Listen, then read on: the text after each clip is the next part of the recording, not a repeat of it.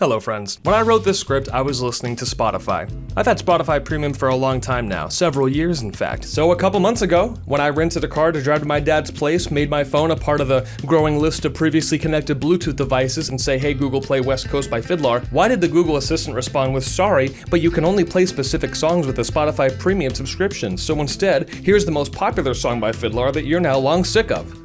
Why did it say that when, as previously mentioned, I do have a Spotify Premium subscription? A few years ago, there was a bit of a push for voice control by tech companies. Removing your phone from your pocket was all of a sudden too hard and too risky, so you know what's way better and way easier? Doing what I do best. Yapping at it. In theory, this is a really great idea, especially if you're my mom and don't know the difference between YouTube and YouTube TV. But when you just tell a robot to play something for you, you don't need to know the difference. Why won't my son, who's pushing 30, actually get a job at YouTube? Okay, Mom, you're supposed to search for things that you actually do search for. That is what I normally search. What? But what happened in the rental car really put this idea to shame. Voice control did its little error message thing, so then I had to pull over to pick my music like a caveman, because you can't use those confounded newfangled touchscreens while the car is moving. And what do you know, when I picked it through my phone, the song played just fine. But I had a 4-hour drive ahead of me, so I wanted to figure out how to make it work through the voice control. This presents the first issue with this tech that's meant to be convenient and seamless. If it goofs up, you can turn it off and back on. If that doesn't do it, well, if I'm on my PC and I run into an issue, I have a fighting chance of troubleshooting it a little. There's a huge mess of menus and settings pages. If you're smarter than I am, you can pull up the command prompt and hack your way to a solution, or however it works with that thing. And if all else fails, there's always Reliable. But if the computer that's screwing up on you is just a stylish, glossy puck with a speaker and some pretty lights, there's only one button on that thing. When I finally resolved this issue with the rental car, I had to consult like 5 Reddit threads first. It took me a little longer for me because I'm an Android peasant. And I felt kind of dumb because the solution was actually pretty simple. All you had to do is open settings, select apps, then select assistant, then scroll a bit, then select music, then link your Spotify Premium account even though you're already logged in on the Spotify app on your phone. Then that means you have to think about whether you use a password or if you just log in with Google or Facebook. Then you open your password manager app, then you type in that long-ass ultra-secure password, get it 1 digit off, then retype the whole thing, then realize you don't have a saved password for Spotify, so then you go back to the login window, then try logging in with Facebook, then go back to your password manager, then look up the password for Facebook, then copy and paste that password into the login window. Then open your text, then copy the one-time use code that you shouldn't share with anyone, then paste that into the login window. Now your Spotify Premium account is linked to the Google Assistant, and now when you say, hey Google, play West Coast by Fiddler, it'll play West Coast by Fiddler. It seems really obvious now in retrospect. Now, the only reason that I was able to figure it out was thanks to my general familiarity with modern technology. But what if this were to happen to someone like my mom, who, as we've learned, doesn't know the difference between YouTube and YouTube TV? Well, she would probably also look it up, but she wouldn't think to add Reddit at the end, which is the only way to get actual answers to anything these days. And even after all that, she would probably still end up having to call me to help because she couldn't figure it out, which I'm more than happy to do, by the way. I will help my mom with tech support. My beef is not with my mother calling me for tech support.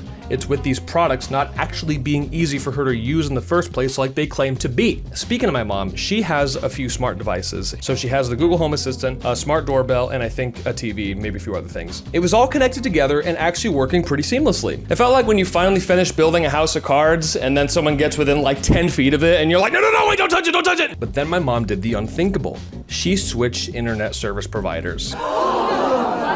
After she did that, it all completely fucked up. Of course it did.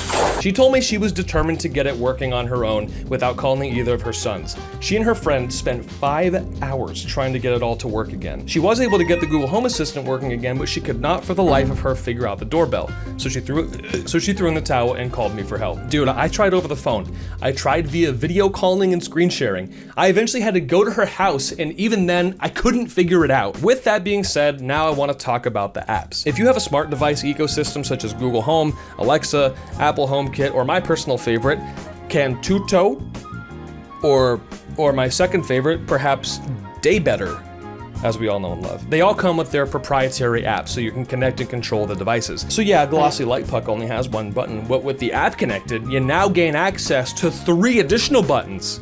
And they always look like this. Oh, what's this? Now they have a chatbot. Well, okay, none of these 3 buttons have anything to do with what I'm trying to do, so let's ask shitty? My smart doorbell isn't showing up in the devices list. I'm trying to connect to it. Yes. No.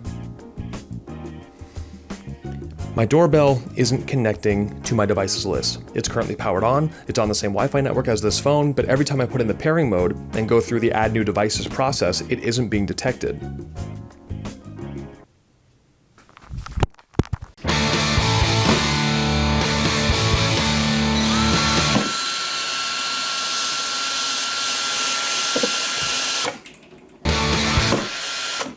Why is it so strong? I mean, shit, okay, iPhone, I guess feel free to use this. My dad gave me some smart plugs last Christmas, and that's basically how it went when I tried to connect them to our Wi-Fi. We had Xfinity for our internet, and our Wi-Fi would not recognize these smart plugs. It had something to do with how Wi-Fi networks run on a certain frequency, but these plugs only run on a different frequency. And usually you can change it, and when I tried to, the Xfinity app was worse than useless. So as far as I'm concerned, I'm just out of options. So I just switched from Xfinity to AT&T. It was so inconvenient, I quite literally had to throw the whole thing away and get a new one. Hey, speaking of convenient Speaking of convenient technology, I wanted to check back in on something. A year and a half ago, the Apple Vision Pro, remember that, was right about to drop. And I put up a poll on my post tab asking you all how often you think we'll see people wearing them out in public in, let's say, 2 years. Now, I made this post knowing, feeling in my soul, that it was gonna be the first option. But to the 20% of you that cast your vote for the bottom option, I would be interested to know your reasoning. I lay out a lot of my feelings about it in this video that I made around the same time, so I'll try not to repeat myself too much here, but going throughout your day-to-day like this, except you can see, I would think has little to no hope of ever catching on with the general public. Yes, you can see right through it, but you need your peripheral vision more than you think. Also, a lot of people don't even like wearing glasses if they can help it, myself included. I have contacts in right now. So if I'm gonna bitch about a couple of grams of glass, ain't no way I'm gonna live every day with 10 pounds of aluminum strapped to my face. Now personally, I have a theory. I think the golden rule of technology is that it can't prevent you from having a conversation with someone else. And yeah, our phones have killed face-to-face interactions a little bit, but at least you can glance up from it and separate yourself from it with ease. A lot of new tech doesn't adhere to that. Yeah, man, so I've just been kind of going through it lately, you know? Me and Candace were going through kind of a bit of a rough patch, but now it seems like our entire marriage is on the rocks. So between that and this gluten intolerance diagnosis, like, ugh, I just want pizza, dude, and I can't have pizza. I would kill for a slice of pizza right now, you know? Man, that sucks. Oh, so you listened to all that. Can you see me right now, or? Of course I'm listening to you, man. You're my boy. And yeah, I can see you. It should be showing you my eyes on the display. I've been holding eye contact with you the entire time. You have my full attention. Okay, well, anyway. So I've been trying to improve things where I can, where it's in my own power. I don't know. I've been thinking about maybe going to therapy or... Fuck. What? What's up? Nothing. What? I didn't say anything. Oh, okay.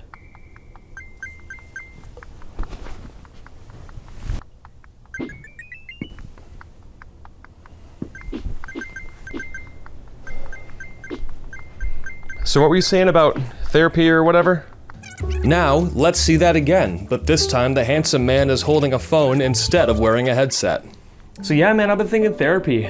I know it'll be a punch to the finances, but I'm hoping that some of it can be covered by insurance. You should really look into it at least. Like, yeah, it can be pricey, but in my experience, it's really worth it. Really? Absolutely. Yeah, dude, you go to therapy and your whole life just somehow, it just gets better. Like everything, it's actually crazy. Wow, good to know. Well, I'll look into it for sure. Thanks, dude. Yeah, sure thing, dude. Happy to help. So what were you doing there so hard on your phone? I just thought I'd order us a pizza that we can share, since you've been feeling kind of down lately. Dude, what? Oh, the gluten intolerance. Yeah, the gluten intolerance. Anyway, technology is bad and terrible. You shouldn't even use it in moderation, not even a little bit. I'm looking at my phone on this teleprompter right now, but that doesn't count, and it's all bad, and you shouldn't use it at all. And I'm superior, in fact. No, I'm just kidding. But you probably should touch grass, and that's not me digging at you. That's just statistically you probably should. I took a walk before this because I need to touch grass. You take a walk before you touch grass. A few months ago, I realized that YouTube really doesn't like variety channels. So my animated stories are going to stay on my main channel, Mike Crocker, and this channel is now going to be the new home to my sketches and commentary videos like this one. What do you think? you know, it's nothing special yet. It's just a bunch of Goodwill furniture so far. It'll come together over time. The hope is that with some degree of separation between the two, the algorithm, the almighty algorithm, will favor both channels a little bit more in their own right. And also, if you only like one or the other, now there will be less for you to sift through. So if you're here from my main channel, definitely subscribe to this one too. And if you just happen to find this video out of nowhere, go subscribe to my main channel and this one, obviously. I do a lot of LEGO stop motion animation over there, like I said. Either way, thanks for stopping by. See ya.